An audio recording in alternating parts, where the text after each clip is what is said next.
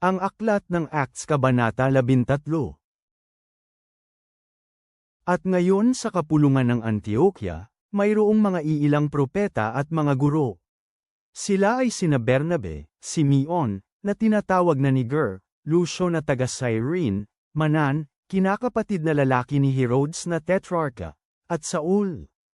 Habang sumasamba at nag-aayuno sila sa Diyos, sinabi ng banal na Espiritu, "Ihiwalay ninyo para sa akin sina Bernabe at Saul, upang gawin ang gawain kung saan ko sila tinawag." Pagkatapos na ang kapulungan ay mag-ayuno, manalangin at magpatong ng kanilang mga kamay sa mga lalaking ito, sila ay kanilang sinugo. Kaya sumunod sina Bernabe at Saul sa banal na Espiritu at bumaba papuntang Seleucia. Mula doon ay naglayag sila papunta sa isla ng Cyprus. Nang naroon na sila sa lungsod ng Salamina, ipinahayag nila ang salita ng Diyos sa mga sinagoga ng mga Hudyo. Kasama din nila si Juan Marcos bilang kanilang katulong. Nang makaalis sila sa buong isla hanggang Paphos, natagpuan nila ang isang salamangkero, isang bulang propeta na Hudyo na nagngangalang Bar-Jesus. May kaugnayan ang salamangkerong ito sa gobernador na si Sergio Pablo, na isang taong matalino. Pinatawag ng taong ito sina Bernabe at Saul, dahil ibig niyang marinig ang salita ng Diyos. Ngunit kinalaban sila ni Elymas, ang salamangkero, ganito isinalin ang kanyang pangalan, tinangka niyang paikutin ang gobernador na mapalayo mula sa pananampalataya. Ngunit si Saulo, na tinatawag ding Pablo ay napuspos ng banal na espiritu. Tinitigan siya nito at sinabi, "Ikaw na anak ng dyablo, punong-puno ka ng lahat ng uri ng pandaraya at kasamaan. Ikaw ay kaaway ng bawat katwiran. Hindi ka ba talaga titigil sa pagbabaluktot sa mga tuwid na daan ng Diyos? Ngayon tingnan mo, ang kamay ng Panginoon ay nasa iyo at ikaw ay mabubulag." Pansamantala mo munang hindi makikita ang araw. At biglang nagdilim ang paningin ni Elymas, nagsimula siyang lumibot na humihiling sa mga tao na siya ay akayin sa pamamagitan ng kanilang mga kamay. Pagkatapos na makita ng gobernador kung ano ang nangyari, siya ay naniwala, dahil namangha siya sa katuruan tungkol sa Panginoon. Naglayag ngayon si Pablo at ang kanyang mga kaibigan mula Paphos at dumating sa Perga ng Pamphylia. Ngunit iniwan sila ni Juan at bumalik sa Jerusalem. Naglakbay si Pablo at ang kanyang mga kaibigan mula Perga at nakarating sa Antioquia ng Pisidia. Doon ay pumunta sila sa loob ng sinagoga sa araw ng pamamahinga at umupo. Nang matapos ang pagbabasa ng kautusan at ng mga propeta, nagbigay ang mga pinuno ng sinagoga ng mensahe sa kanila na sinasabi, "Mga kapatid, kung mayroon kayong mensahe ng pampalakas loob sa mga tao dito, sabihin ninyo ito." Kaya tumayo si Pablo at sumenyas sa pamamagitan ng kanyang kamay, sinabi niya, "Mga taga-Israel at kayo na gumagalang sa Diyos, makinig kayo. Ang Diyos ng mga taong ito sa Israel ang pumili sa ating mga ninuno at pinarami ang mga tao nang nanatili sila sa Ehipto, at sa pamamagitan ng pagtaas ng kanyang kamay ay pinangunahan niya sila na makalabas mula dito. Sa halos 40 taon nagtiis siya na kasama nila sa ilang. Pagkatapos niyang wasakin ang 7 bansa sa lupain ng Kanaan, ipinagkaloob niya sa ating mga tao ang kanilang lupain bilang pamana. Naganap ang lahat ng pangyayaring ito sa loob ng 450 taon. Matapos ang lahat ng bagay na ito, binigyan sila ng Diyos ng mga hukom hanggang kay Samuel na propeta. Pagkatapos nito, humingi ang mga tao ng isang hari, kaya ibinigay ng Diyos sa kanila si Saul na anak ni Si, isang lalaki mula sa lipi ni Benjamin sa loob ng 40 taon. Nang matapos siyang alisin ng Diyos sa pagiging hari, hinirang niya si David upang maging kanilang hari. Sinabi ito ng Diyos tungkol kay David, "Natagpuan ko si David na anak ni Jesse, isang lalaking malapit sa aking puso, gagawin niya ang lahat ng aking naisin." Mula sa kaapo-apuhan ng lalaking ito ay dinala ng Diyos sa Israel ang isang tagapagligtas na si Jesus, katulad ng kanyang ipinangakong gagawin. Nagsimula itong mangyari bago dumating si Jesus, Unang ipinahayag ni Juan ang bautismo ng pagsisisi sa lahat ng tao sa Israel. At nang matatapos na ni Juan ang kanyang gawain, sinabi niya, "Sino ba ako sa akala ninyo? Ako ay hindi siya, ngunit makinig kayo, may isang darating na kasunod ko, hindi man lang ako karapat-dapat na magtanggal ng kanyang sandalyas."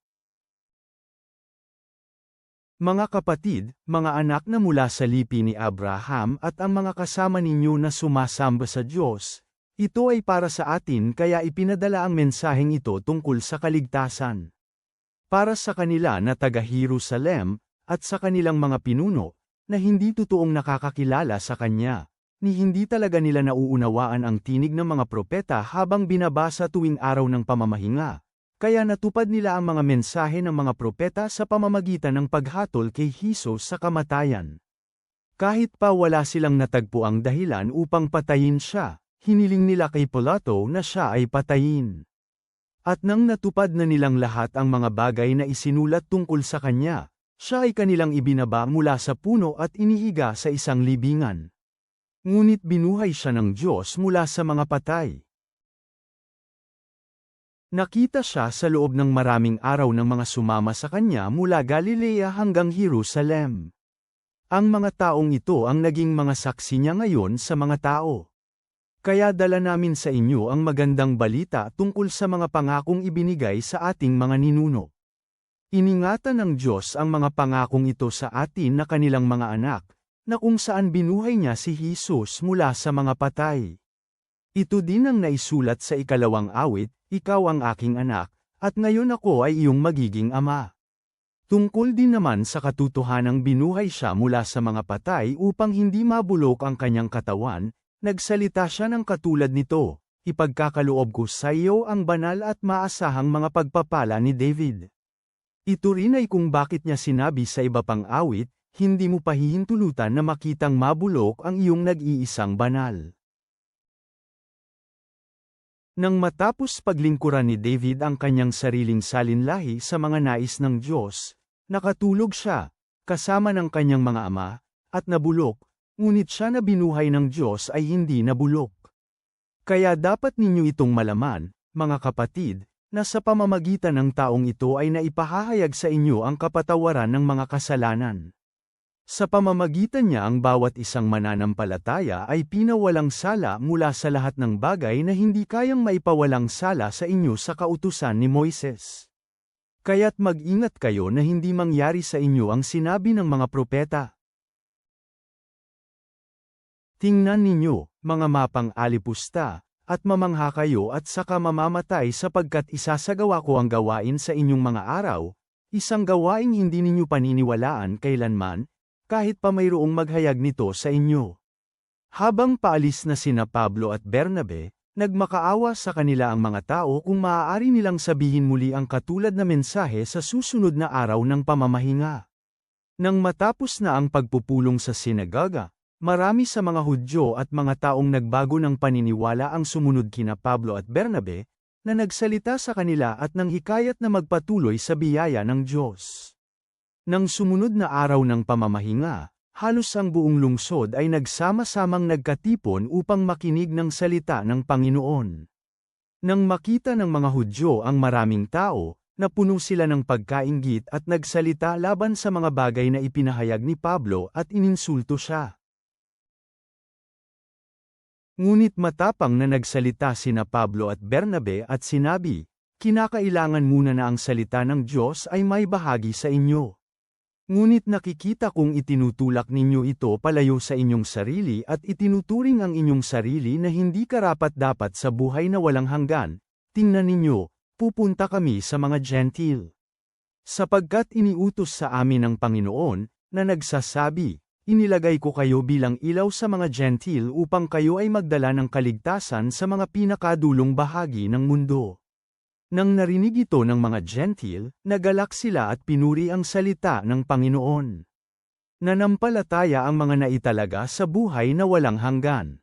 Lumaganap ang salita ng Panginoon sa buong rehiyon. Ngunit hinikayat ng mga Hudyo ang mga relihiyoso at mga mahahalagang babae, gayon din ang mga lalaking namumuno sa lungsod. Nagdulot ito ng matinding pag-uusig laban kina Pablo at Bernabe at itinaboy sila hanggang sa hangganan ng kanilang lungsod. Ngunit ipinagpag nina Pablo at Bernabe ang alikabok mula sa kanilang mga paa laban sa kanila. Pumunta sila sa lungsod ng Iconia, at napuno ang mga alagad ng kagalakan at ng banal na espiritu. Ama naming nasa langit, salamat po sa katapangan ng iyong mga lingkod sa pagpapahayag ng mabuting balita sa lahat ng bansa. Tulungan mo po kami na tanggapin ang aming tawag at tapat na ibahagi ang mensahe ni Kristo sa mga nasa paligid namin. Naway kami maging sensitibo sa iyong espiritu, handang sumunod saan man mo kami patnubayan, at naway maipakita ng aming buhay ang iyong biyaya at katotohanan. Patnubayan mo kami sa pamamagitan ng iyong espiritu ngayon at magpakailanman. Amen.